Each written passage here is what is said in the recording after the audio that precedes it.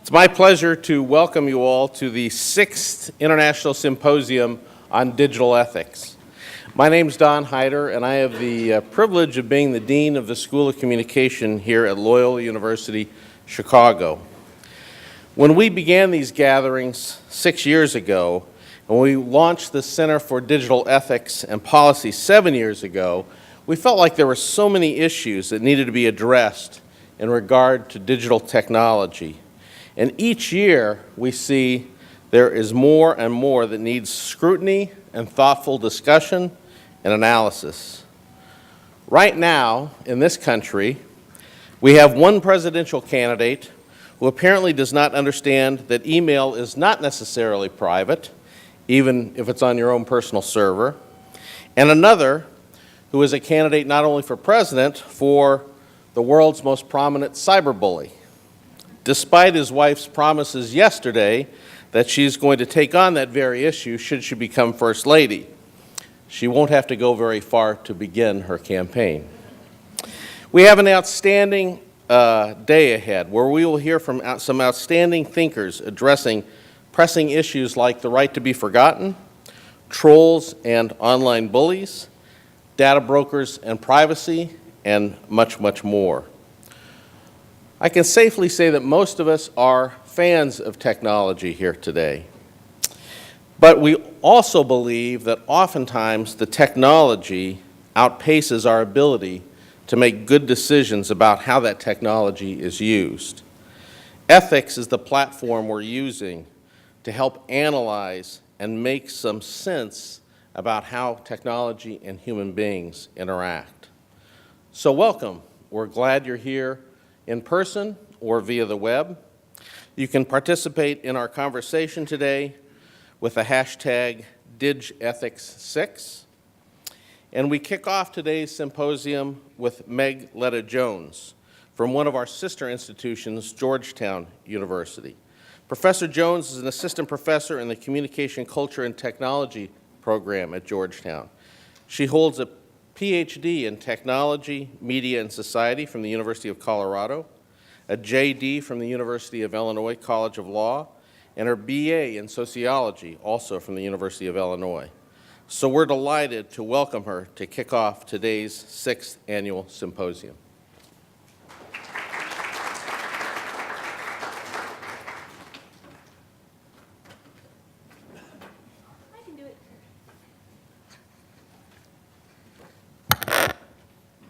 Thanks so much, Don, for inviting me. I'm really excited to be in Chicago, particularly this week. I just had a baby who was woken up at 1 in the morning to sit on his dad's lap asleep and pretend watch the Cubs win the World Series. So everybody's jealous at my house, but I'm not going to talk about that at all. I'm going to talk about the right to be forgotten, which I have just written a book on and been working on for a really, really long time. It is a great topic. I think that one of the great things about digital ethics is that it's great bar conversation. Don mentioned that we're going to be also talking about trolls. I'm sure revenge porn will come up, all of the good stuff. Anybody on the street has an opinion about this stuff, you can talk to anyone. And so I really, really love the topics that we're talking about today. I'm going to talk about digital redemption and digital reinvention, which refer to the willingness and means to transform digital information that has become private into something that is public, into something that has become private upon a subject's request, thus liberating them from the shackles of their personal information, or so the story goes. The legal implementation of that is referred to the right to be forgotten, and it's about legally addressing digital information that lingers and threatens to shackle an individual to their past by exposing that information to opaque data processing and online judgment. So looking at lingering information online, we start the conversation with the right to be forgotten. It's just everything. Everything is digital information. It's just a really, really overwhelming concept. And there are so many values and issues that are brought up by it. I am only going to talk about 3 of them, but I'm going to try to do it relatively quickly because I think that this topic is really suitable for a discussion. So I'm going to talk about 3 points One is that privacy today may need to be retroactive.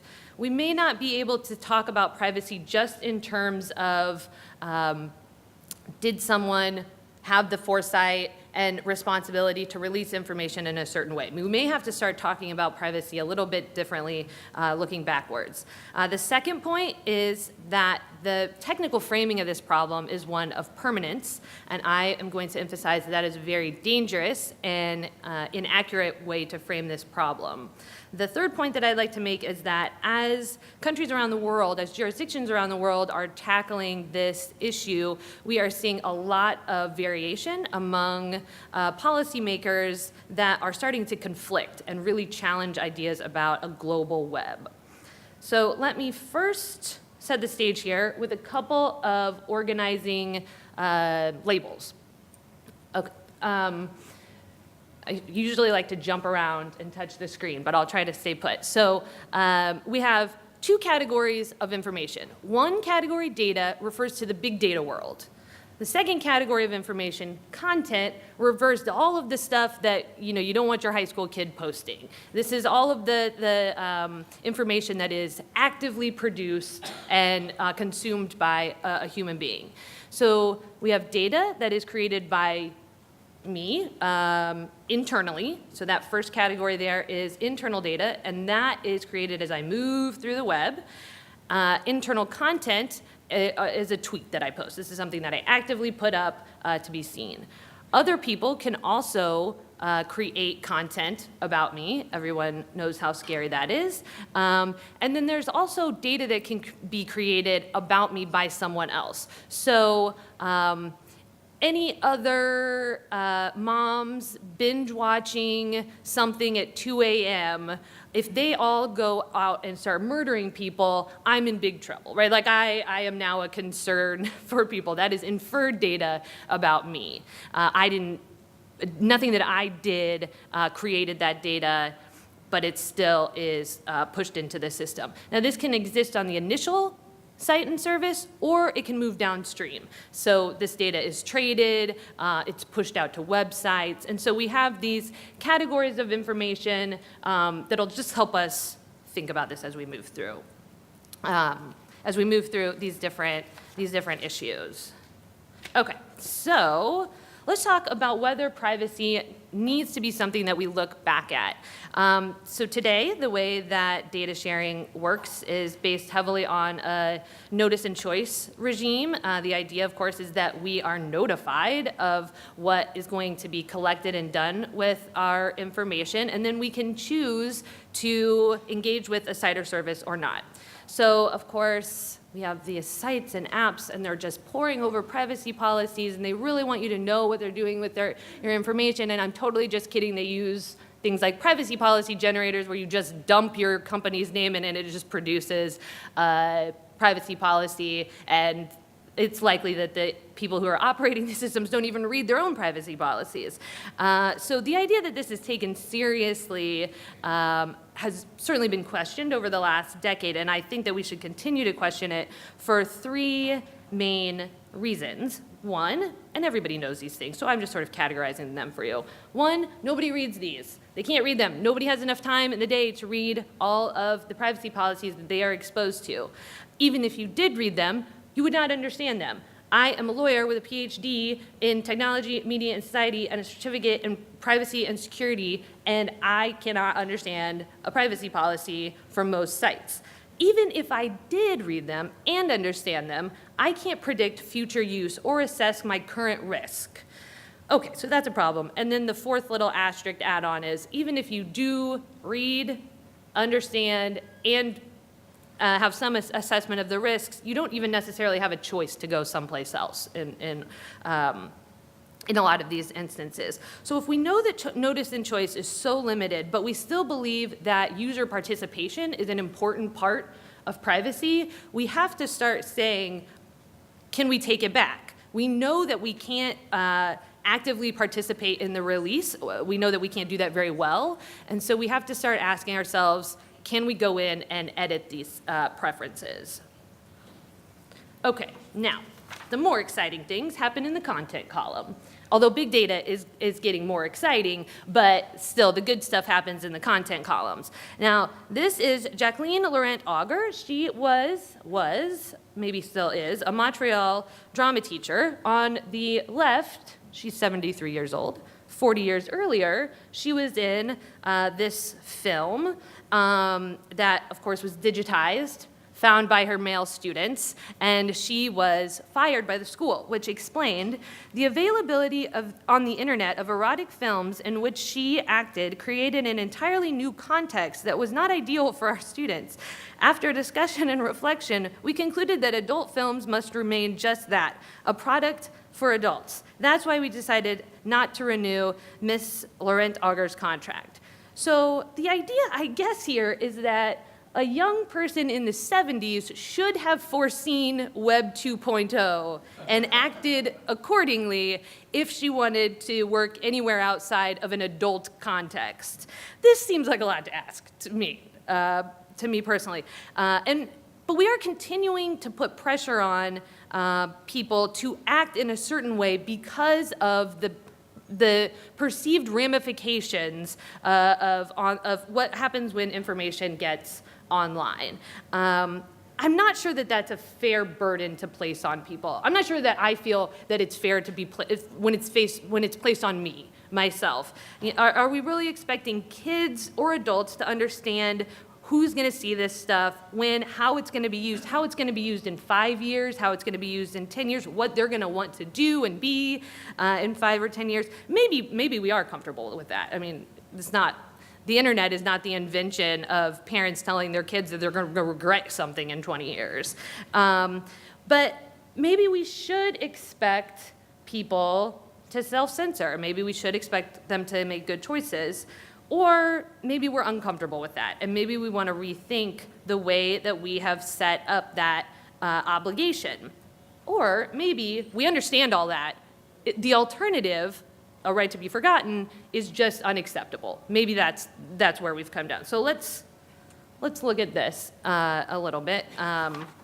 When we weigh whether we are going to allow somebody to be free of their digital past, we ask, do they deserve it? And sometimes we think that they do, and sometimes we think that they don't. But it's always framed in this idea of permanence. What we think that we're deciding is, should this person live with this forever or not? So I want to play a video, and I hope this works. Video is always dicey.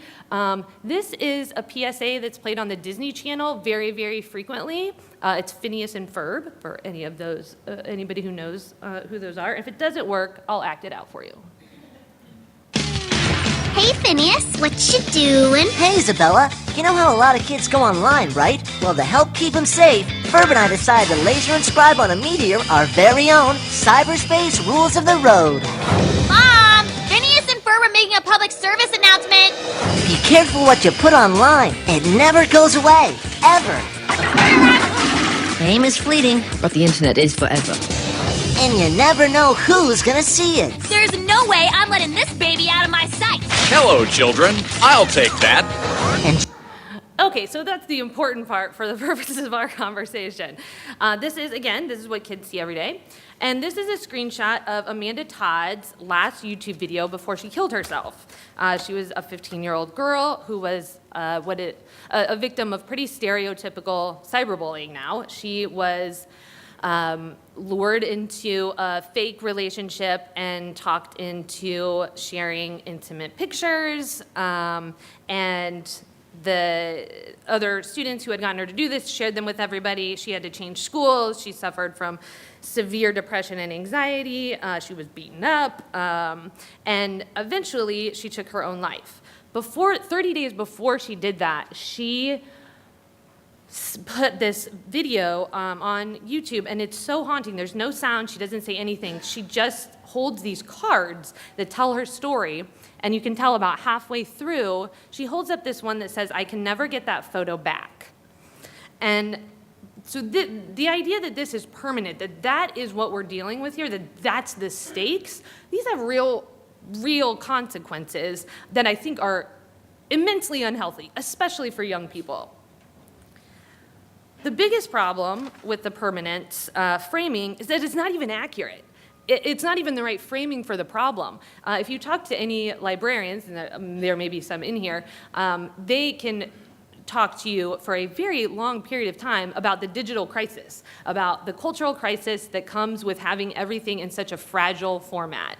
Digital is incredibly, incredibly fragile format. You have everything from digit decay to link rot.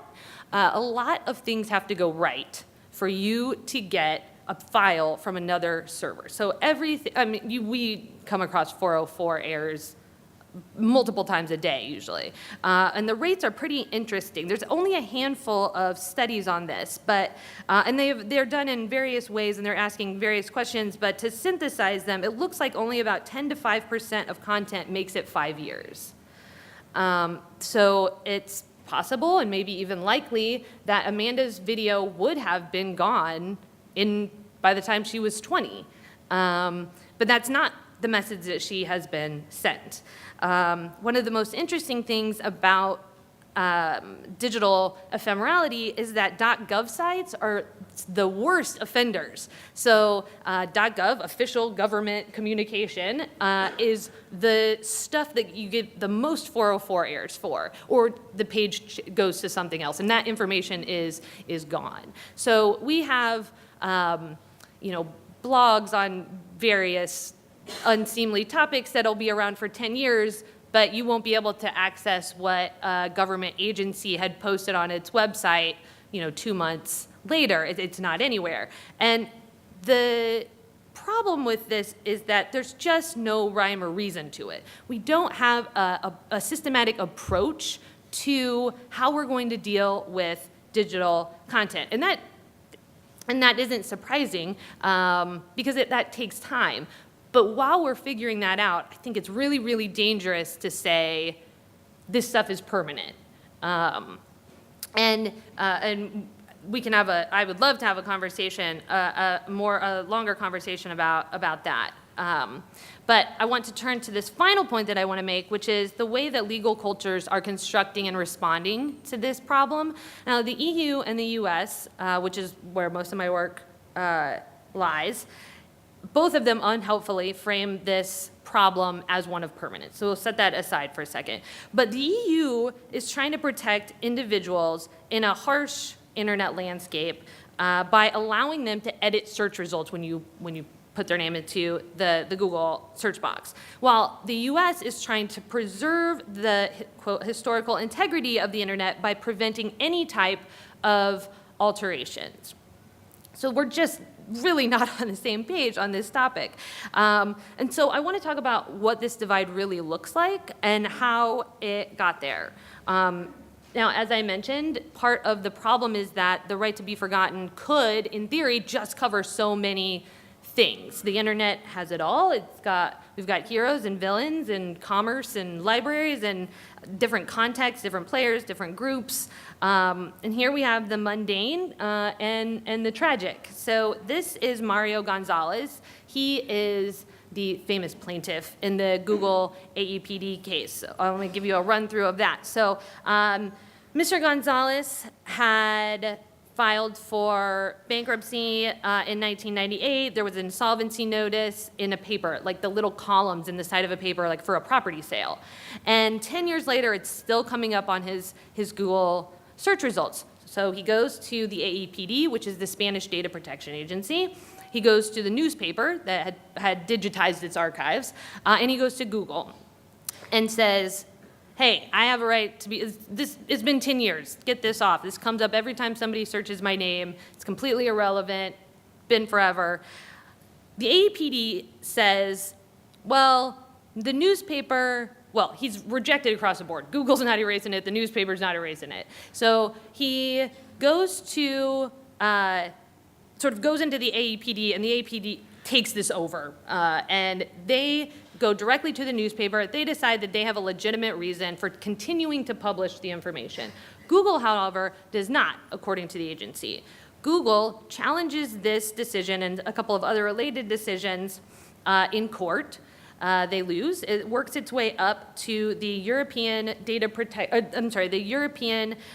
Union Court of Justice, where the judge decides, based on the 1995 EU Data Protection Directive, which is being updated over the next year, but based on these two different articles that have been in place for a very long time, since 1995, that Mr. Gonzalez can force Google to edit the results that come up when you type his name into the Google search box.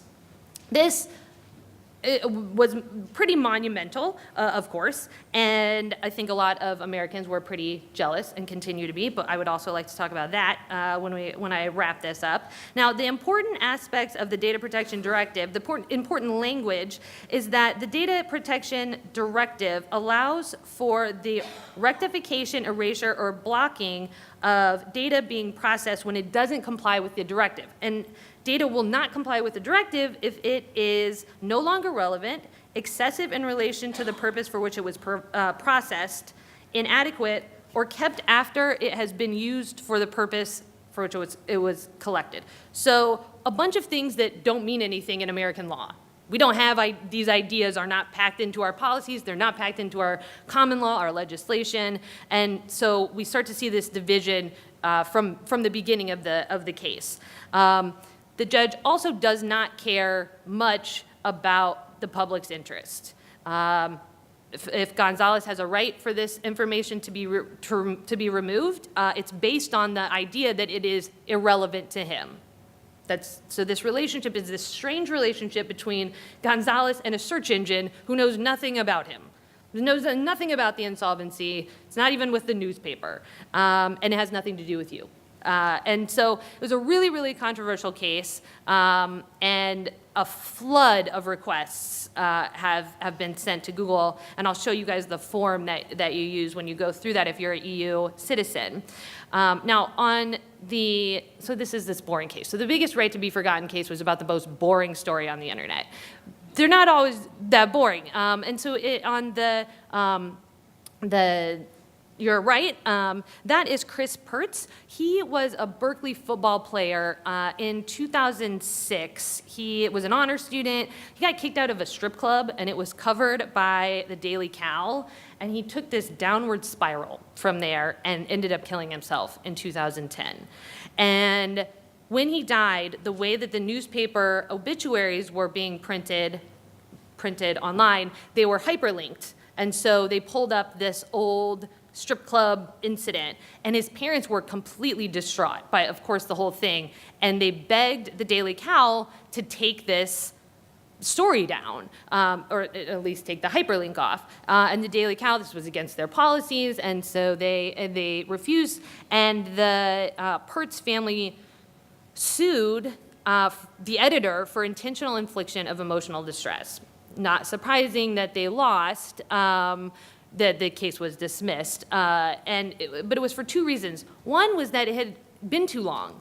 In the US, they had to bring it 2 years after the story had been published. So we have this age problem with the idea of these things continuing to create harm over time. Well, in the US, statutes of limitations would prevent bringing most information claims, certainly. The other problem is that we don't edit the news in the United States. A judge is just not going to edit the news. If that happens, we are going to be moving in a vastly different direction than we are now. So we also have characters, some guilty, some innocent. One of the most interesting conversations that you have with people on this subject is, you'll bring up an incident and you'll see people's responses. Sometimes people are really sympathetic and we really, really want to extend a right to be forgotten to them. And other times, we just don't. It doesn't feel fair to let somebody get away with something. And so here are two examples, again, one from the EU and one from the US. The two gentlemen are Wolfgang Wörl and Manfred Lauber. They were found guilty of murdering a famous actor in 1993, and their names are mentioned on his Wikipedia page and other references to that actor's death. And when they were released in 2007 and 2008, they brought right to be forgotten claims against a bunch of these websites to have their names removed from these sites that were referencing the actor in relation to these two individuals' role in his death.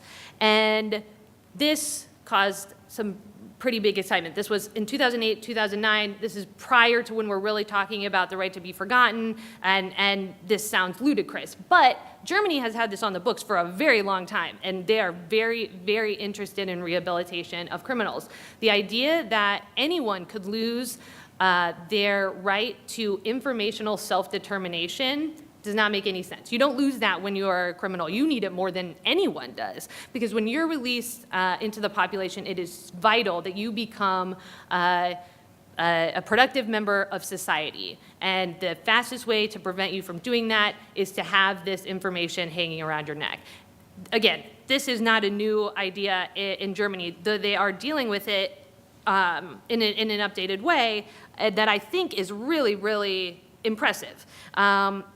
Now, when these guys tried to get their names removed from the US, the English-speaking Wikipedia page, people did not like it, and they backed off. But a number of websites did just remove it because they agreed with this constitutional principle in Germany.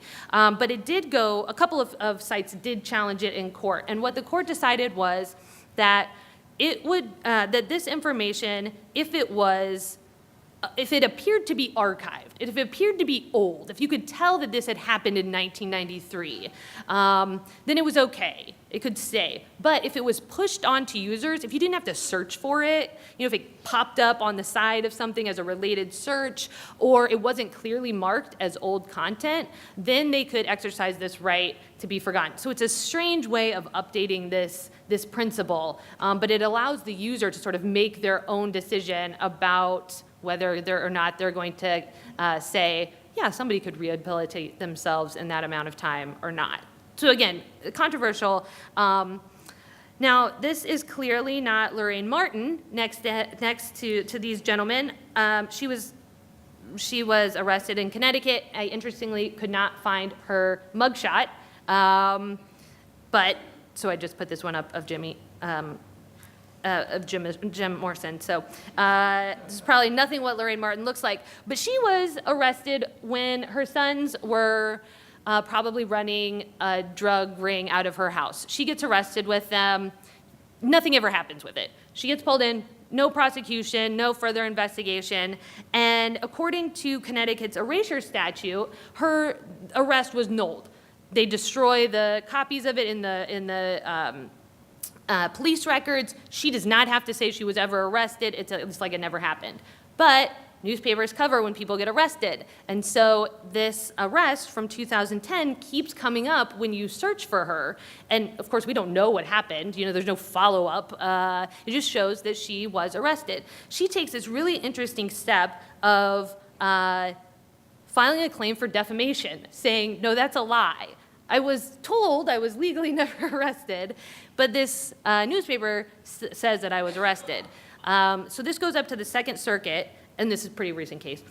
This goes up to the Second Circuit, and the Second Circuit does not agree with her, right? They're not going to, her legal truth, her legal fiction does not mean that the internet's truth is any less true. And so both say she suffers under this arrest coming up when you search her name. So when we look at the boring slides, this is how this happens. So a number of different aspects of society make up a legal culture. And the three that I think are most relevant here, the prioritization of values. These values, we're talking about the EU and the US, so these aren't vastly different places. The values are the same, they're just prioritized very differently. The institutional setup is very, very different though, and this has a lot to do, I think, with the divergence that we're seeing. The 95 directive required every member state in the EU to set up a data protection agency. So they've been entrenched in the system in the EU for a long time. That's where you go when you have an information problem. You go to the DPA. there's not really anywhere to go in the US. We have a scattering of agencies that kind of maybe do what your problem is related to. Maybe you can bring a claim in court, but there's not a go-to entity to deal with your informational needs, and so it's slow. Things are in the US are relatively slow compared to the EU. Now, also I want to emphasize the difference in the way that intermediaries are treated. Most intermediaries, I don't think coincidentally, are located in the United States. Intermediaries meaning the big platforms. So they were given immunity from most liability under the Communications Decency Act. That was a decision that was made with the idea that it would promote innovation and investment into the internet, and arguably it certainly has. Intermediaries are treated very differently in the EU, and what that means is they are held accountable in a much they're held much more accountable in the EU. Okay, so let me walk through what this actually looks like, going back to our chart, some of these regulations. So Article 17 of the Data Protection Regulation, the Data Protection Regulation will come into effect in a year. And people are very scared. US entities are very scared about this. I think we're all going to be fine. But Article 17 is really, really broad in the way that it's worded. And it says that a data subject, can require erasure when the purpose limitation principle has been breached, consent is withdrawn, so I just no longer consent to you processing my information. A right to object has been legally exercised through a court or agency, so some court order tells you have to for some other reason, or the data processing doesn't comply with the regulation, so the same kind of wording as before. So what's really powerful is the idea that you can just withdraw consent. But takes us back to our, should we allow people to retroactively and retrospectively exercise privacy, since we know that it's hard to do up front. Now, this all sounds like it only applies to cookies and data brokers in our data columns, but it doesn't. Paragraph 2 in Article 17 details how, if you get a right to be forgotten request as a data controller, how you're supposed to interact with the other people who have made this public, how you're supposed to how you have this role in getting it removed elsewhere. And so arguably, Article 17 for the Data Protection Regulation will cover all the boxes. There'll be exceptions. There are exceptions for scientific research, for news, how these will be interpreted across these member countries. I don't know. It'll be interesting. It's supposed to be cohesive. They're all supposed to do it the same way, but I don't think any of them know how they're going to do it, so that would be challenging. Now, in the US, we have this one little box. I don't know if you can see the red. There's one little red box, and that is from California. California passed a law that basically helps kids remove dumb things that they put on the internet themselves. So this is content that they created that resides on the initial site still. They can have that removed from public view if this is a site where they have to sign on. So that's something, I guess. That's all we've got in the United States is that little red box. So you don't have a right to go in and delete cookies. You have a dashboard. You probably go in and clean out cookies every once in a while, clean up the data that at least you can see and you can find. You don't have a right to do that. That is sort of at the generosity of the terms of service that you've agreed to from the platforms that you engage with. So these are very, very different legal cultures that have produced this type of variation amongst the right to be forgotten. Now, there has been a lot of talk lately about the way that the internet is being balkanized. I guess that's sort of the magic word. I saw Splinternet the other day and really liked it. So if you are a user, and if we take this down to a user level, we're all users, if you have something that you want to be forgotten, and you are a European Union citizen, you just Google this, right to be forgotten request, and take you to this page, and you put your name in, identification, put in the URLs that you want to see taken down from your search results, and enter it in. If you're a US user, you see this, what is pretty much the same old page, which is, here, let us help you go to the actual place that is hosting this and ask them nicely, you can ask them nicely to remove it. Otherwise, we don't care. We don't have anything to do with this. Go to the actual site. All we do is crawl and direct people to sites. So as users around the world are engaging with Google as an information and data controller, they're having very, very different experiences and getting very different responses. So to wrap up, we've got to figure out what digital ephemera is. Ephemera this is a shot from a collection that's housed in the Bodleian of paper ephemera.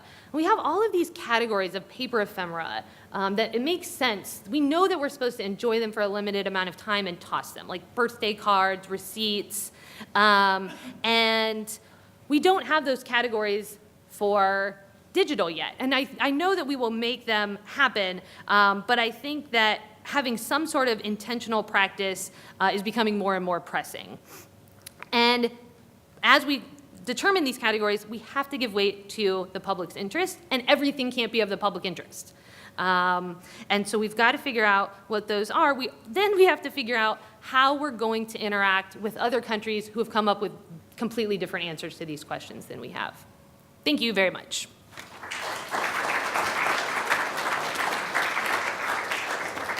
We have time for a few questions. We do? Anybody have a question? Michelle's going to grab a mic. Over here? We have one over here. Okay. I can probably speak. Can people hear me? Yeah. Okay. I'm going to ask because I'm interested, and you seem like you might have an answer for this. But you said that basically we've watched the EU and the US kind of splinter on this idea of who has a right, or yeah, you know what I'm saying. So I'm interested if there are people who have dual citizenship with, say, the US, and because there's many of my friends who have this dual citizenship where you live primarily in the US, all of your dealings are within the US, yet they have this EU citizenship. Have we seen anyone exercise a right to be forgotten even though they are primarily a US citizen? They should be able to. There's nothing that I've seen that would prevent them to do that. And I don't know of any specific examples of people doing that, but if you have EU citizenship, that, Google's not looking, they're not tracking down where you're making requests from. So I think arguably that might be a great solution for some of these problems. But yeah, you're in the sweet spot if you have EU citizenship and you're hanging out in the US, because then you can see everybody else's dirty laundry, but you can hide yours. First, thank you, Meg. That was really outstanding and so frighteningly excellent. Right. I'm concerned about how to maintain some clarity with regard to what one might call the contextual integrity of information, that it belongs in a certain space, and violating a certain boundary of that integrity gives us some grounds for protecting ourselves. And the reason I'm curious is we've, of course, never had such a concept, and it's, in fact, never been anything but violated. I mean, if I think of, publishing letters from a famous author, or in my field of philosophy, if I didn't recontextualize things Plato said, I'd have nothing to say. So we're sort of required to gain critical purchase on things, to recontextualize them. So how do we, on what grounds, on what sort of normative grounds can we hold on to contextual integrity? So I've had, Helen, I don't think quite agrees with my use of her contextual integrity idea on this, but the contextual integrity idea, I think, can at least be borrowed and maybe manipulated to the point of not quite breaking by saying that this information that is old is jarring when it's presented to you as present, that its context is old, its context is in the past, and that you could argue that a right to be forgotten could be based on contextual integrity because it maintains that temporality of information. I don't know that that is a sufficient answer to the question, But this is actually one of the, I think, the most challenging ways to use contextual integrity. I think it's such a great tool for identifying privacy, but when we look at this particular problem, we can say, yeah, old information, the context is that it's back there, and that few people know about it, not that it's coming up as a first or second result on your search page. At the same time, like you're saying, there is this recontextualization that occurs as people continue to build a digital representation of themselves. And so I'm not exactly sure how to use that tool precisely, but I use it in the first way because it serves my purposes the best. Actually, that's a great conversation. I almost want to just follow up on that, because I think time would be an interesting dimension to add to Nissenbaum's theory as one of the factors, but that's for lunch. Thank you, Meg, for this talk. And I'm always struggle with the right to be forgotten from like an information theory standpoint. And I just want to tap into your expertise in case you have the answer that I've been looking for on how does the Spanish court or even just the European governance culture in general reconcile the fact that removing an item from Google's search result index does not delete the item. It's not removing the item. We're not demanding that the newspaper take down the article.